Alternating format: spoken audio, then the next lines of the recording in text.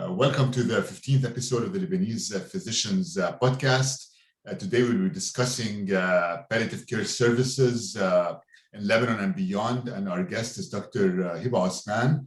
Dr. Osman is a graduate of the American University of Beirut, Faculty of Medicine. She's American board certified in family medicine and palliative care medicine and hospice medicine. She is founder of Balsam, the Lebanese Center for Palliative Care Services in Lebanon, and founding director of the Palliative Care and Supportive Care Program at the American University of Beirut Medical Center. She has since relocated to Boston, where she is currently assistant professor at the Harvard Medical School, and she's a palliative care physician at the Dana-Farber Cancer Institute. She's also associate medical director for oncology at the International Inpatient Center for Brigham and Women's Hospital. Dr. Osman, welcome to the podcast. Thank you. Thanks for having me.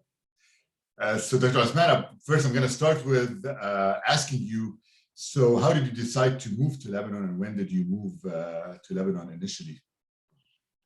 So I moved back to Lebanon in 2003. So I had gone to medical school at AUB. I came to the US and did my residency and then my fellowship and practiced for a couple of years. And then in 2003, I went back with two of my kids. All right. And I guess when you moved back, how were there any palliative care services in Lebanon at the time, or was it still a specialty that was not even considered? It was, honestly, back then, it wasn't even considered by me. So there was no such thing as palliative care. When I moved back, I was at AUB. I was partly in public health and partly in the family medicine department. So I'm a family physician by training. And my focus at that point in time was maternal child health. So I did research on moms and babies, and I did general family practice with a focus on moms and babies. And it was through my family practice that as my patients got older and sicker, I noticed this huge gap in the Lebanese healthcare system. So I had actually one particular patient who was in her 90s and got cancer. And we just didn't have the support that she needed to keep her at home, which is where she wanted to be, to make her comfortable. And I had to stumble to make that happen. And that's when I started looking into palliative care and understanding it better. But before that, I had really no understanding or training in palliative care. And how did you come to start the palliative care center or service at AUB and subsequently establish outpatient palliative care services? Well, actually, it was the other way around. So when I was, I have a background in public health, and I'm very interested in systems and health systems. So I love clinical practice, but I also am a systems thinker. And when I saw this gap in the health system, I thought that we had to develop it. So I kind of started self-training and exploring the possibility of implementing palliative care. At that point, there was no interest at AUB. They weren't in a place where they wanted to establish that kind of service. So I stepped out of AUB, started a private practice, and started Balsam. And so I started working out in the community first. And a few years later, at that time, AUB was more ready to absorb that kind of practice, and they invited me back to start the palliative care program there. Yep, and I think part of the reason at the time, and until recently, I think the palliative care services in Lebanon were not reimbursed, right, by insurance companies. They kind of still aren't. So yeah, well, palliative care wasn't even recognized as a specialty in the Ministry of Health. So you didn't have that specialty, and so if it's not recognized, it can't be reimbursed, right? Right. Plus, at that time, home care services weren't reimbursed. And it was mainly rooted in the fact that it's difficult to follow and maintain and ensure that services are being billed appropriately. So the oversight component is lost if it's not in a hospital or a clinic. So home care services weren't covered at the time either. It was only later that they started covering home care services. So good. And how were patients initially, I guess, and afterwards when you started? We'll talk about Balsam in a bit. When you started Balsam, or before that, how were patients reacting to discussions about end of life with them, or discussions about comfort care with them at the beginning, and how did things change subsequently? It's still a work in progress.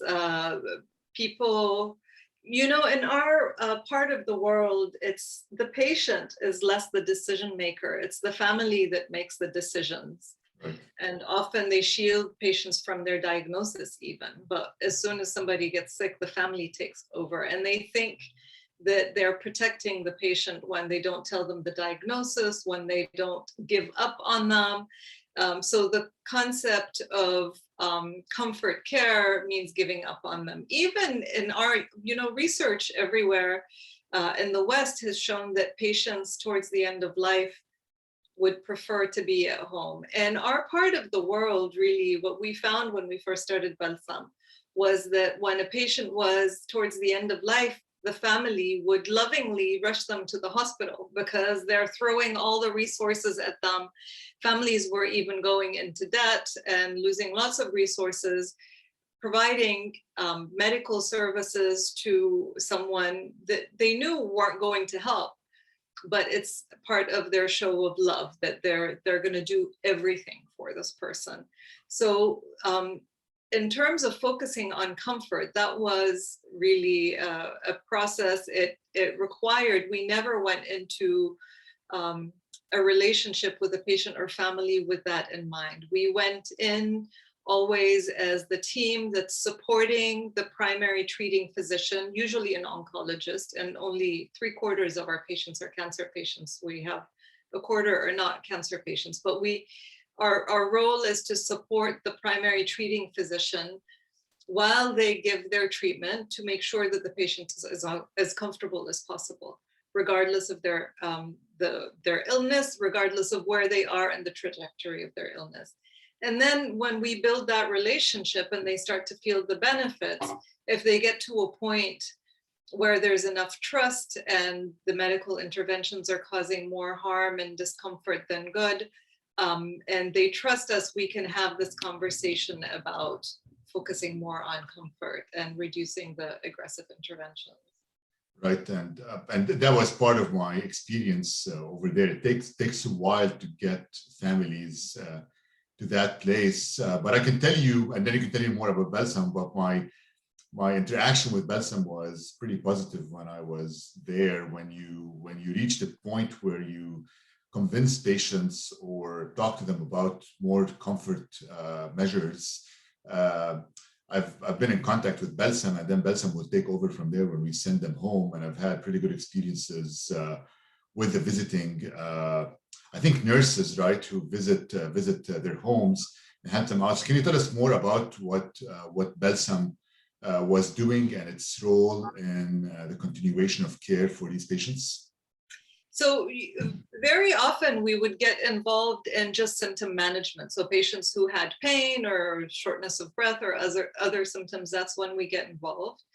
And really, it's not convincing them so much about care. It's about comfort care. It's actually exploring what their values and priorities are, which we don't generally do that in the Lebanese health system or most places in the region, or even here. We don't explore different options. The default is for medical interventions. We often take people to the OR knowing that we're not going to be able to do anything, but it's the next step, so we do it. So when we build this relationship, we communicate with them about the true risks and benefits of every decision they're making, and then they make this choice. So the way this is done, and this is one of the places where we were pioneering in Lebanon, is our work is really nurse-led. And we don't have advanced practice nurses or nurse practitioners in Lebanon technically, but our nurses are very, very skilled. and they're trained in palliative care. They're supported by physicians, but really the main relationship between the patient and Balsam is through the nurse. So the nurse builds a relationship, and we actually structured it this way so that in our process, when we first take on a patient, the nurse will go for the first visit and do the initial intake with the physical exam, etc., do the full assessment, come back to the team. We have an interdisciplinary team with doctors, nurses, a social worker, a psychologist, and a clinical pharmacist. We sit down and set a plan for the patient, but all of this process is led by the nurse. The physician doesn't come into that relationship until a few weeks into the relationship, when by then the patient and the family have bonded with the nurse and learned to trust the nurse and know that the nurse is backed up, so she's not, acting on her own. And that way, when the physician walks into the relationship, it's not an automatic, they talk to the physician and completely ignore the nurse. The relationship between the nurse and the family is so solid that they remain connected to her, even though the physician comes into the relationship at that stage. And then I found too that the nurses are always update the referring physician on the patient's status, which is a very good thing, because we always want to know what's happening with our patients after we send them out. And I know, Balsam, we talked a bit about, so this has filled, I think, a huge gap in Lebanon, because before that, there was no when you sent people home, there was no support, I guess, for the families at home, except the families maybe supporting the patient while they were there. And I think that filled a huge gap in healthcare in Lebanon. What about, sending patients out? What about inpatient palliative care services Actually, in Lebanon? Before we go to that, I want to say something about what you said, is keeping the physician informed. That's something that evolved. Actually, it was a couple of years into our work where we noticed that some physicians felt left out, even though we informally tried to keep them involved. And physicians, especially if they have a long-term relationship with the patient, it's very difficult to hand over the care and not know what happens with the rest of the story.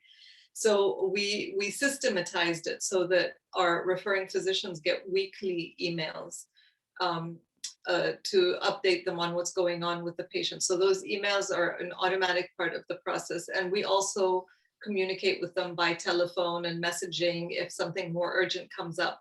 And then there's the added layer of some physicians refer a patient to Balsam and they don't want to stay involved, and others want to stay more involved. And so we gauge it based on the physician's wishes, and we keep them informed that way. And so that relationship is maintained.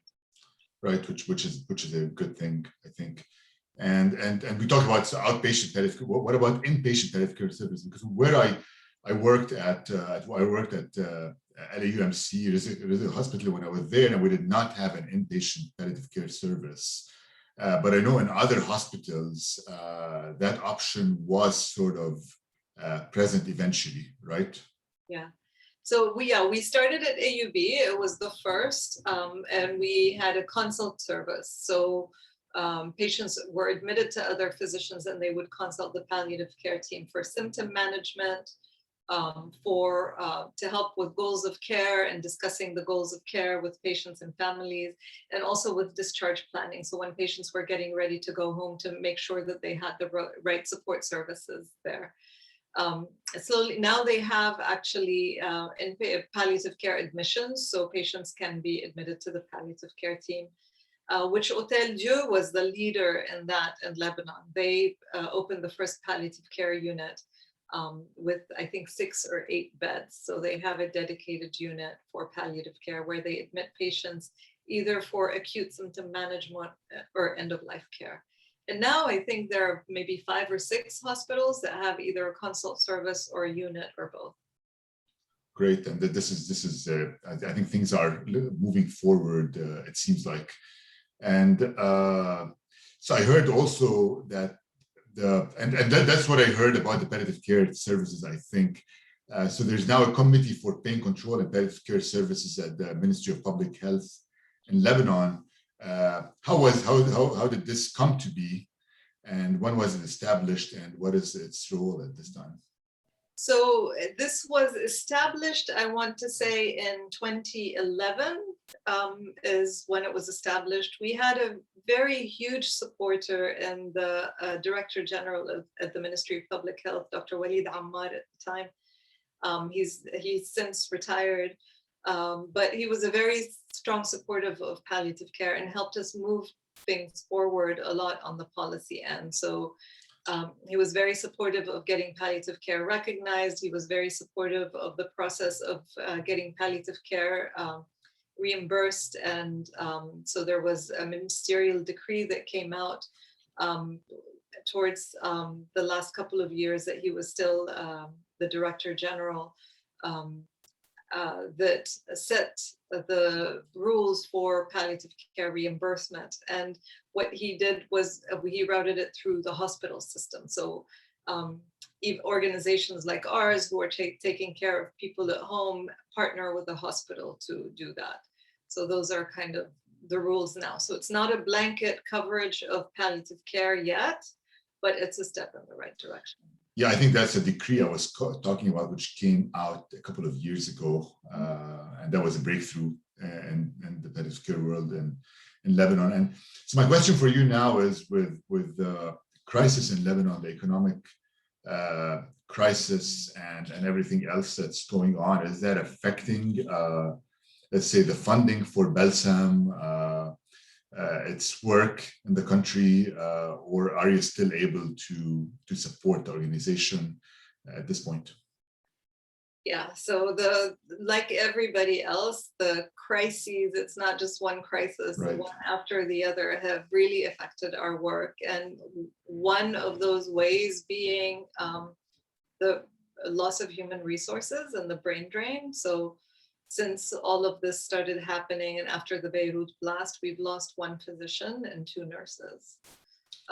The physician left for another job. The nurses left with no other job. They left the country with the plan that they'll find something. And I'm sure they will, but it was that level of people didn't see a future there. So that's one way.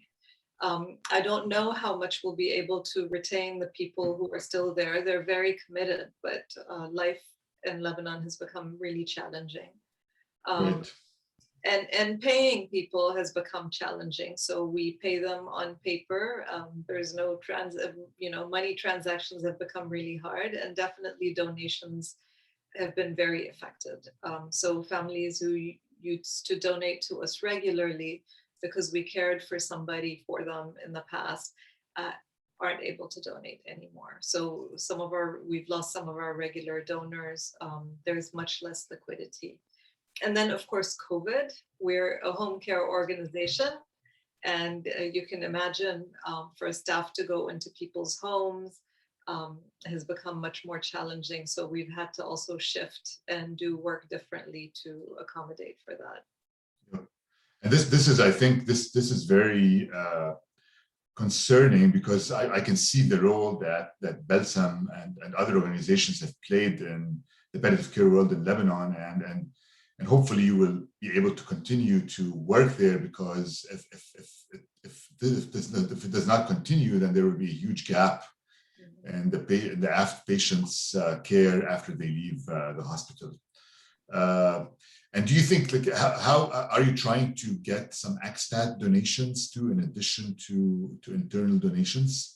Honestly, it's been hard to do, so we haven't put effort into that. We have an account with Act for Lebanon, which is a 501c3, so people can donate through Act for Lebanon. But people have been, it's difficult to know what to donate to in Lebanon because there's so much need across the board. Right, right. And I actually feel guilty asking people to donate and support because, there are people going hungry. There's just so much going on that you feel badly asking for people's money when they can be buying food for families and things like that. What I've done to support from Boston is a program that we started in January of colleagues who are international leaders in palliative care have stepped up and offered support. And so they have been leading the weekly interdisciplinary team meeting with our team through Zoom remotely. So they joined the team, and these are superstars in palliative care who are providing guidance and support and education, but also you can imagine what that does for the morale when people are working in a very difficult setting and they see that people overseas are invested in their work and want to support them. And that's also met the need of the decrease in our human resources, but also is supporting the team a lot. Right. And I assume you still visit Lebanon frequently, right? Because you told me you're going there next week. I'm going there this week. I'm going there in 3 days. 3 days. Down.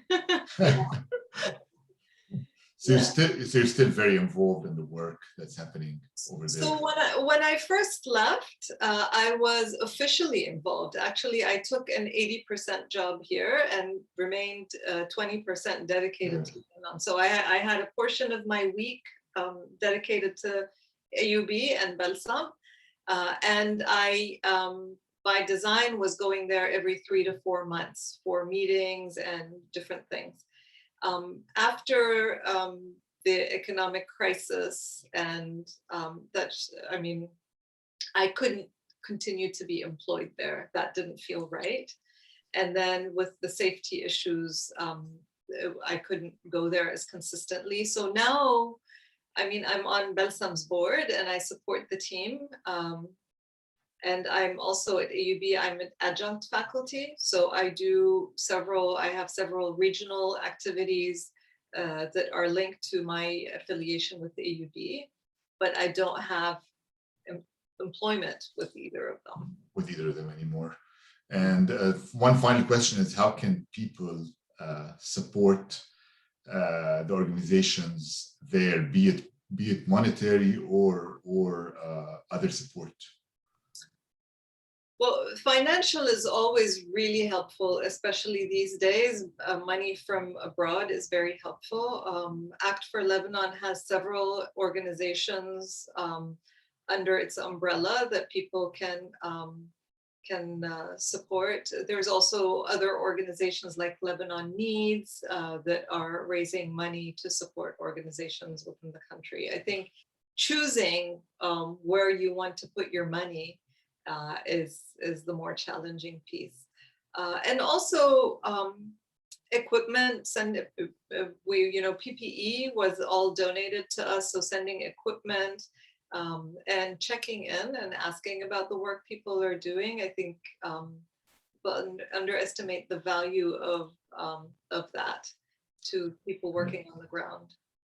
Yeah, because for people who don't know, any fresh dollar, or what you call fresh dollar donation at this point, will go a long way because the black market rate is much, much higher than the official rate currently of the Lebanese currency.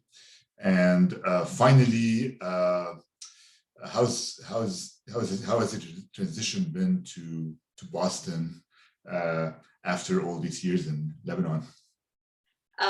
So the transition, I'm now in my 3rd year. I love Boston and I love my job. I'm really lucky. I love the work that I do, but nothing compares to the kind of work we do. I think practicing medicine in Lebanon has a completely different flavor. The relationships you build with patients and the connections are just invaluable. And I could never replicate that here, ever. Right, I agree. We were just talking about it, I think, how they still contact you and ask you all kinds of questions, even several years after you've left. Yeah, and I love it. Actually, my WhatsApp number is still my Lebanese number, so that my patients can still reach me. So my WhatsApp is Lebanese, my US number is for patients here, and my WhatsApp is very active with people checking and double checking what they need to be doing, especially now with COVID. And so I can tell you I did the same thing too. My WhatsApp is still my Lebanese number and still my US number. It's the best way to stay connected. Yeah, and I feel also that it still gives you a connection to the country. Like you still have not left completely. You still have a connection to the country by your WhatsApp number. Yeah. So yes, thank you, Dr. Osman, for being or agreeing to be on the podcast with us today. And in summary, I think we discussed the evolution of palliative care services in Lebanon and how it has progressed significantly over time. And we hope that this economic crisis will end soon, so there's no further loss in human resources, and the services that are there will remain there for a long time. Inshallah. Inshallah. Thank you very much. All right. Thank you. Bye. Bye.